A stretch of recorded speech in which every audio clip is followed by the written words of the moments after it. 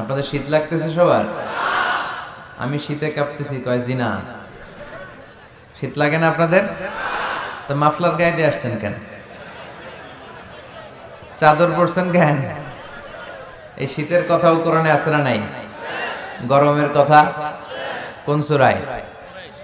লিইলাফি ইলাফিহিম রিহলাতাশ শিতাই ওয়াস সাইফ। শীতা মানে হচ্ছে শীতকাল, আর সাইফ মানে হচ্ছে গরমকাল, সামার। সুবহানাল্লাহ পড়বেন না?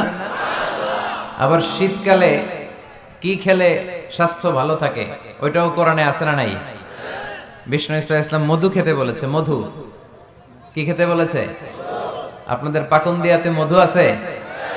মৌচাক ডিল মারেন? ডিল মারেন নাকি? ডিল মারলে কিন্তু কামড়ায় 12টা বাজে। মধু খাবেন। আল্লাহ রাসূল সাল্লাল্লাহু আলাইহি ওয়াসাল্লাম মধু খেতেন।